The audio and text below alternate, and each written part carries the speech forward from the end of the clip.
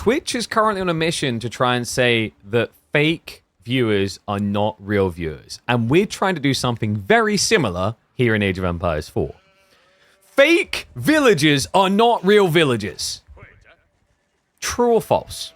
What better way to find out than to have it done like this, with House of Lancaster going up against the Civ most capable of building real villages, albeit very cheap ones.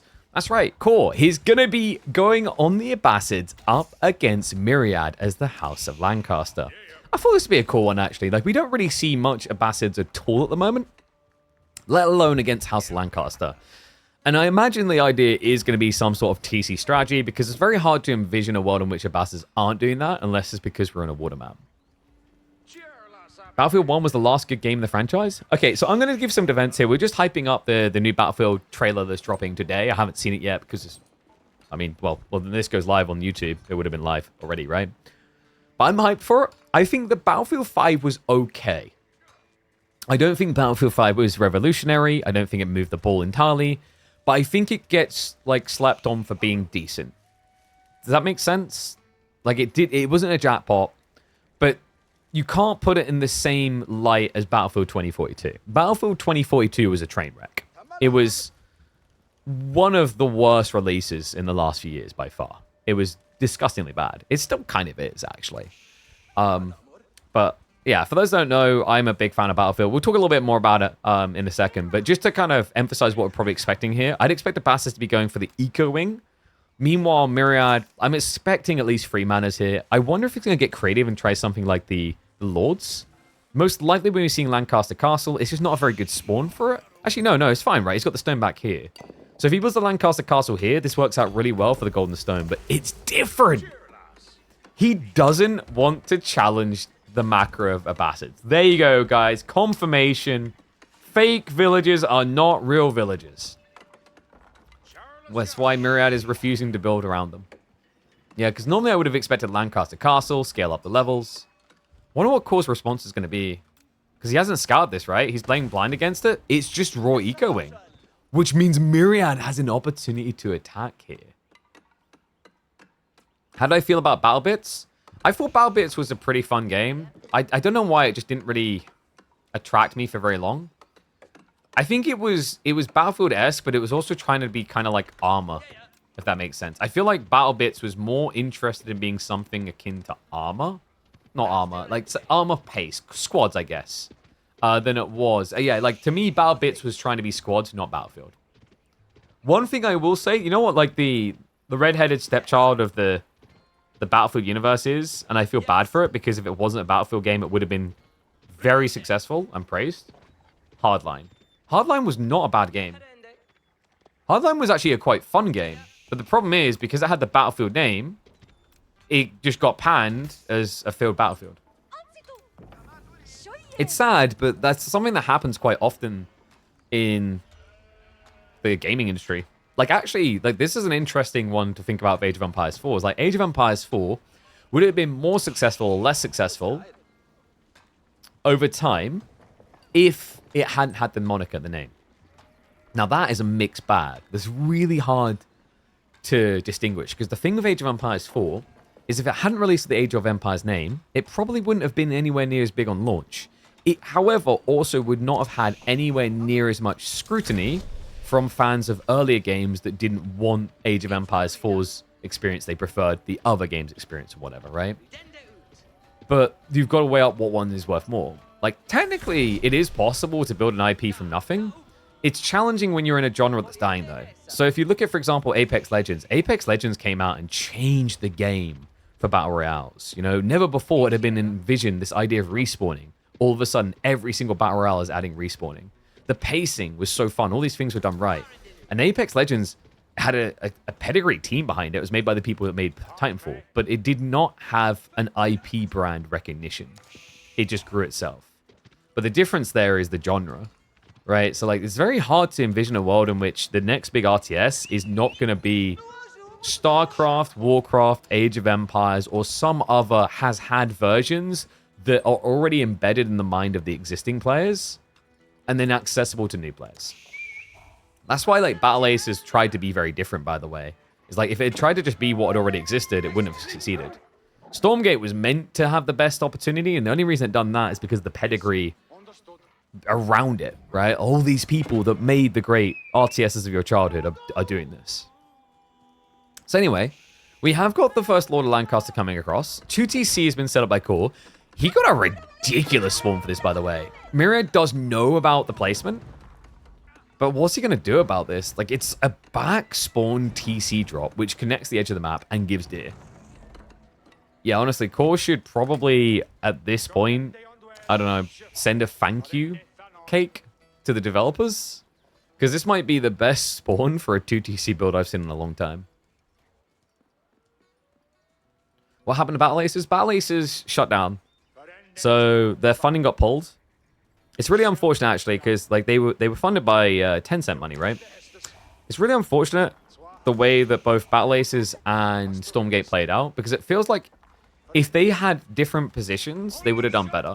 So Battle Aces was shackled by the requirements of a big publisher wanting full monetization options as much as possible. I think that crushed their hopes, because it was just creating a pay-to-win game. Whereas Stormgate struggled due to funding, right? And oversight funding, right? Because like you know, when you look at the team on Stormgate, like no one there really had deep financial like experience in certain areas that would help you be more lean with your funding. And if they went with Tencent, they would have had plenty of funding. And then also with the systems they were envisioning, there would have been plenty of ways for Tencent to monetize there without it completely breaking the game necessarily. So yeah, very sad that essentially those two developers, if they had been swapped on location, I think we'd be looking at 2 additional RTS, new IPs, that were both successful. But the problem you now have is, like I said, the reason why those could have worked is because they were headed up by people who have RTS pedigree. But now, their pedigrees are tarnished by their failure to deliver on these projects. That's a problem. A lot of people will still back, like, David Kim for being a genius, etc., and you know, these other people like Tim, right, over at Stormgate. But there'll also now be a bunch of people who will highlight, actually, the last big project they done didn't work. And apparently this Lord of Lancaster didn't work much. No, Myriad's just skipping the age. So we have got Castle on the way. And is this a White Tower rush? I think so. How interesting. White Tower rush here against Camels coming. I'm not sure if this is going to work. I think Core can actually mirror the tech up timing somewhat, like as in prep as you begin Castle, and then maybe start just spamming Camels. The interesting thing about Camels mathematically is they're very, very hard to kill for a few dagger throws. And they can dodge the shots until they're ready to come in because they're a lot faster. We've seen this before, like Camel Archers remains the Abbasid's recovery arc against slow teching, right? When you're up against fast castling civs that are going to get heavily armored units, nothing says stop that right now like Camel Archer spam. Expensive, takes time to build, sure, but you can build into it while you do this tech up. So if Core does feel threatened, that'll be his backup option. But for now, he's definitely not threatened by Eco, guys. Yeah, the Manas aren't really going to beat the 2TC player now, especially with the Camel Archer sniping extra worker kills like that. Yeah, a bit of a weird placement actually on the outpost from Myriad. I wonder what the thought process was there. Was that maybe a misclick? I guess he was worried about being harassed from the south side, but now this outpost, as a result, it was too far away for the villagers to easily walk into garrison. So they were more likely to get sniped here. Yeah, small differences make the mile, really. And it is going to be Earlsguard spam, folks. So, first 3 in the field, more coming. Military Wing just a minute away. That's going to give him double camel. It's pretty nice here because if the Earlsguard strat fails, it's quite common in the past to see Lancaster try and lean into a few knights for raiding.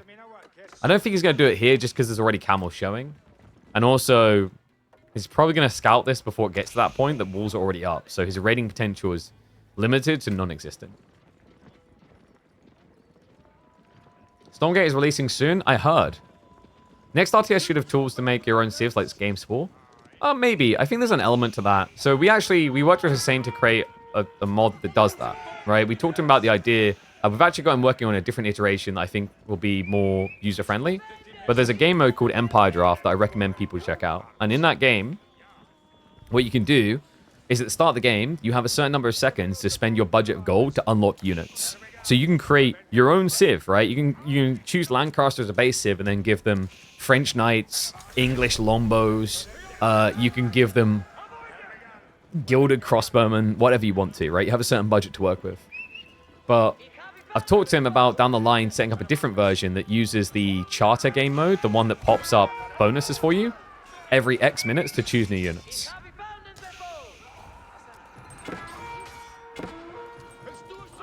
And yes, the Earl's Guard you get free with a white tower. You are correct. That's what's made this build so oppressive, because free Earl's Guard is enough to insta-kill a worker if there's no textiles. And there is no textiles, as we saw there. Lord of Lancaster being kept alive is also helpful. Just a little bit extra health. Also, is baiting the crossbow out of position.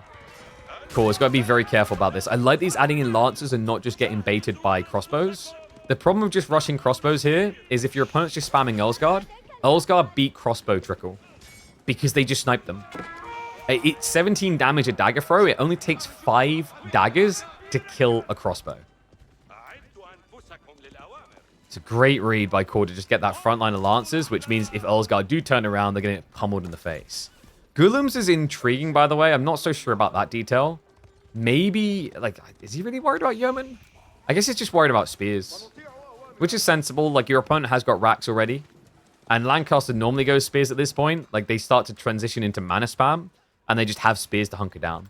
Now, the relic game for Myriad is underway, and he needs a big win here, because Core's almost 20 villages ahead already.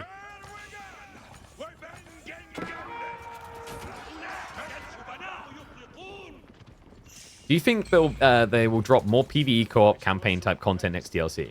I would be surprised if they don't. I think there was decent success around the missions, like Agincourt, etc., that got added. I think ultimately they have the stats that will probably show a decent intake initially. The reason why they lacked sustainability is because those modes don't have replayability. One of the biggest criticisms I gave of the Knights of Cross and Roses is every single, like, one of those campaigns, well, not every single one, but, like, most of those campaigns, half of them, actually, 2 of them have a perfect score you can achieve, after which there's nothing else to do. So really what I want is more options to replay. I think one big thing I've asked for is, you know, single players with mutators that change all the time, and also co-op as well. You know, I'm playing through The King is Watching right now. Guys, can you guess how many hours I put into King is Watching already? I'm up to 15 hours on this little indie game that was $15. And the reason is that each time you do a run, there's all these different options you can toggle, these different heroes you can use. And then even when you're in the run, each time you do something, there's like, pick one of these 3 options out of a pool of 30 options, right? So you have to constantly adjust and overcome new challenges. That's really enjoyable. I think for Age of Empires 4 to truly succeed, outside of multiplayer content, there needs to be content that is replayable for perfection, but replayable for randomness. That way, you attract people that are good enough to beat the perfectionist content already, but you also encourage the people that aren't good enough to beat the perfectionist content. Does that make sense? Both are very important. And also, let's just get some new campaigns. Like, we need a new campaign. The missions were nice, but it would have been nice to have had a campaign that just featured all the Crusades. That would have been actually the genius move.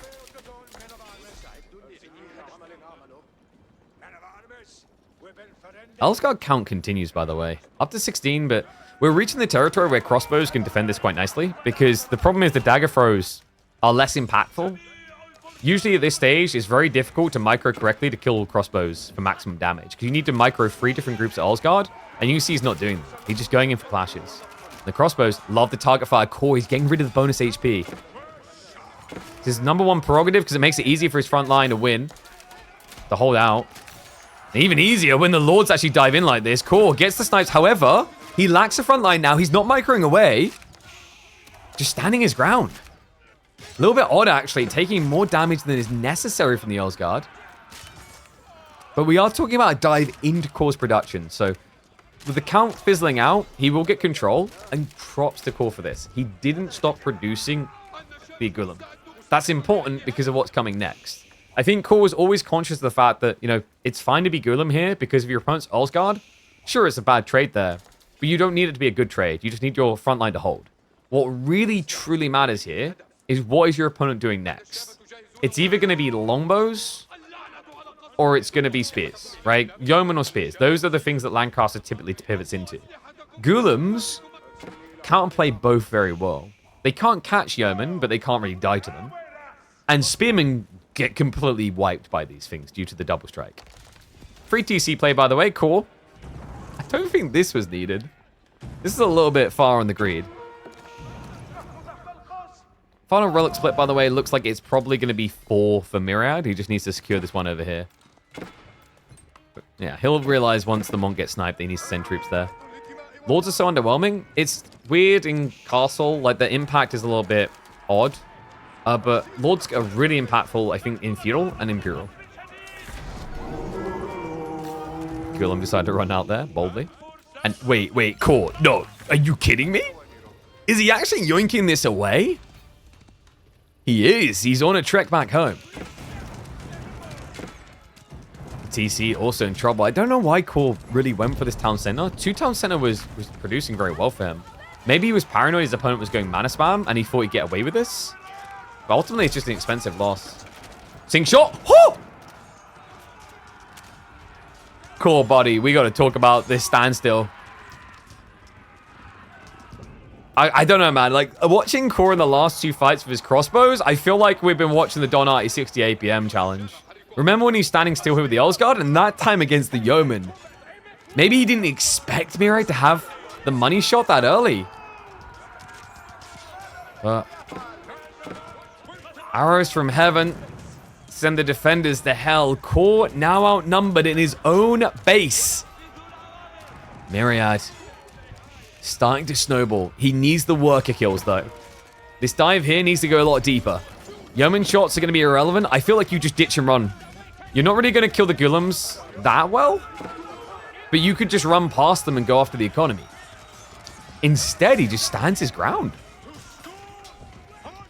I mean, in fairness to him, there's a few crossbows in, so actually it does make sense. Yeah, he's got 6 crossbowmen in. I wondered why his damage was that good. So he is clearing out the army quite well. Core, however, is never running out of army, guys. He has the food set up behind this. More and more farms coming. He does need to slow down, just buy a little bit of time. But economically, he should be able to outblock it. Yeah, I think the only thing missing, and we're seeing it now, is Horseman. Horseman is the lean and efficient thing. Ghoulims works to stabilize on the front line for a while, but your opponent now has crossbows as well as Yeoman. Just build a Horseman. He's been begging you for it. Do we have more manas yet? We don't. Myriad has got a lot of golden wood, though. I think you just need to get out on the stone and start spamming those manas up. Because, like, at this point, you're not really spending enough to like, make sense of this wood and gold situation.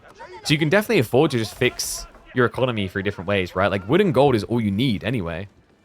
This feels like a very big mismacro by Myriad. Okay, I guess that's what we're doing with the wood. He's going Rams.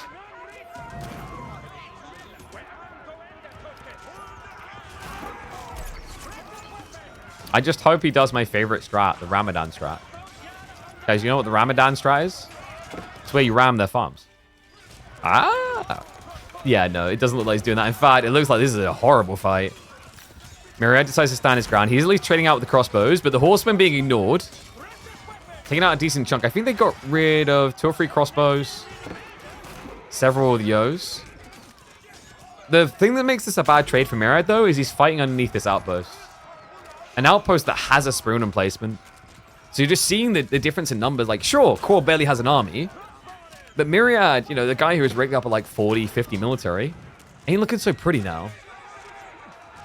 Yeah, he needs to break beyond this. He's actually going to get torches out. Okay, he's going to build a ram right in front of this? That's a little bit nuts. Ugh, and missed opportunity to throw some extra torches onto the fire, it would seem. Lord's being targeted down, which actually is pretty ideal for Myriad. The Lord, yeah, he removes 5% HP, but he's also very tanky, so waste a lot of extra shots there. Ram is now out. But Core, considering that he's free TC, I don't think he cares about this. And also blocking the boar. Are you kidding me? Well, this isn't about blocking the boar, but it's going to do it anyway. Which is where Myriad's getting about half of his food income currently. Meanwhile, Core's food income is ridiculous. We're up to 43 farms. Are the ranged fire attacks on units glitches from dagger throws? It's not even that. Like, well, it's weird because you are correct in that, like, it will put the dagger on cooldown quite often when it does that. But the whole throwing your torch thing is just a bug that's been in the game for a while. Sometimes, based on the tick rate of the server, when you change your units from burning buildings to attacking units, they'll throw a torch at them. It's at the ball. Myriad done good to get most of the workers out of there. And now he's going to get most of his army into the enemy worker force. Core has to migrate the farms. We'll come in for the backstab now with the Ghoulims. Crossbow count. We've been here before. This time it's not too bad. Not just that, guys. He has Springles now. Yeoman deny them. Still got one more to play with. That one is going to be safe. There's just not enough range fire to deal with this. And I think this is probably the least impactful dive we've seen from Myriad so far. Yeah, I mean, up to this point, he was at least getting reasonable trades. This one was atrocious. Core on the verge now, taking the military lead for the first time in the game. Full back away coming through. You know what worries me is, like, in this game, I don't know, man. I think Myriad, if he had more manners coming in gradually over time, you can justify what he's doing. But he just seems to have completely lost control of his economy, and I don't think he's ever going to fix that. This guy has had way too much wood and gold. Okay, there we go. He's finally doing it. But just to really hammer it home, guys, he could have done this like 6 minutes ago. This is pretty rough.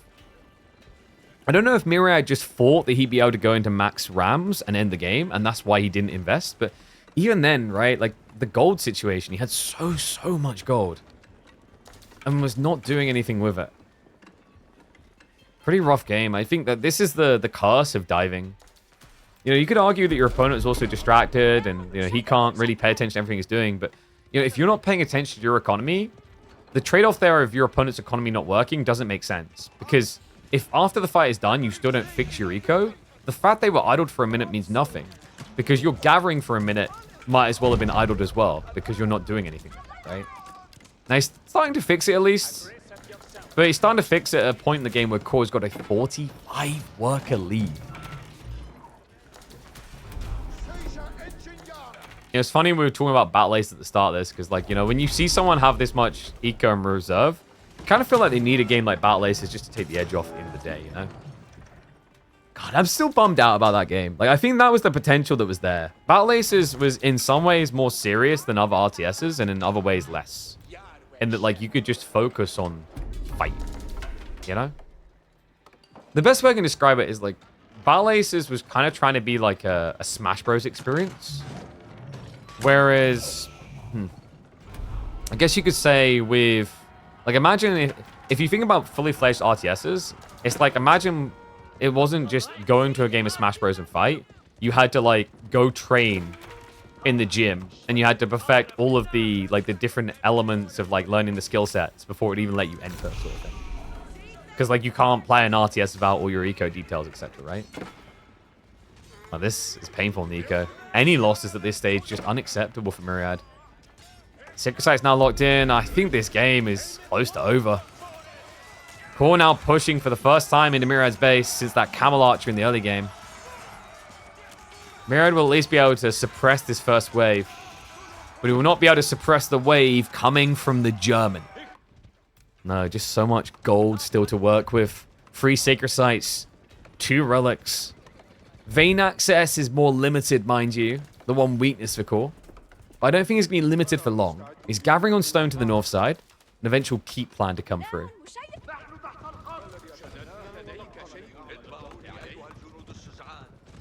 Whenever you watch Lord games, you're hyped, but they always disappoint. That's the thing. It's a support unit, right? Like, support units can be very hard to figure out.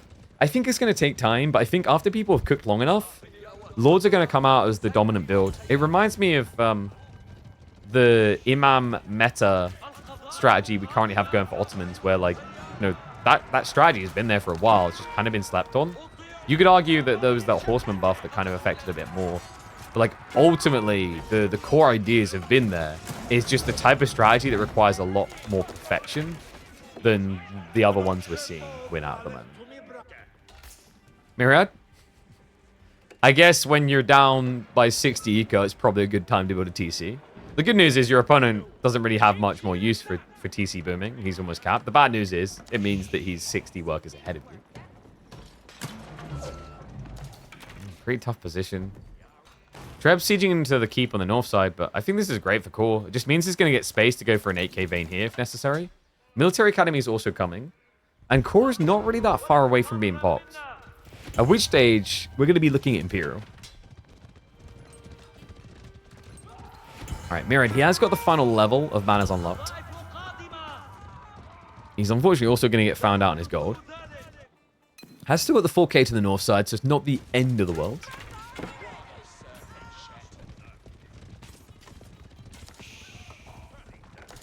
Still, going to be some worker losses. I mean, the big problem now for Myriad is mobility, isn't it? He's got to try to move for the sacred sites, but at the same time, these horsemen dives into his base are going to keep him looking at home. Has at least got the white tower, so that should stabilize him against this raid. It's not going to stabilize him for long. Culture Wing now on the way for Core. No signs of an age up from Myriad. He's fixed his gold issue, but I don't think it's really from a position of power. It's more now a lack of gold.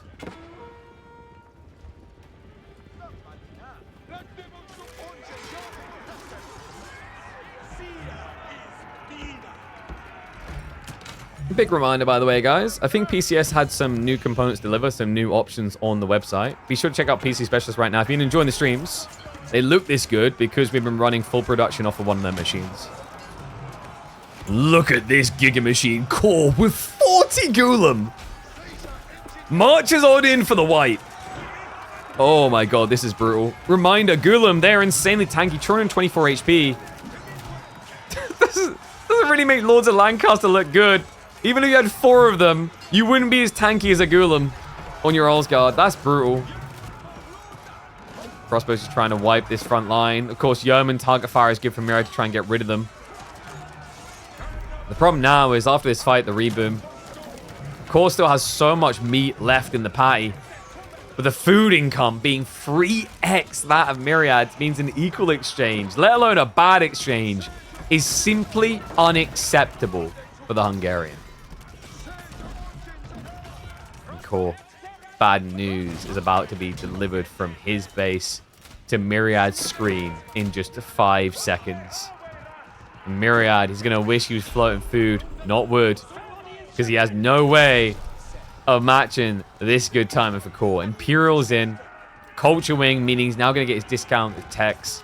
His Preservation of Knowledge gets queued up straight away. We've already got the Golden Age free, which means he's got Military Academy plus production speed. That's over a 50% increase to production rate.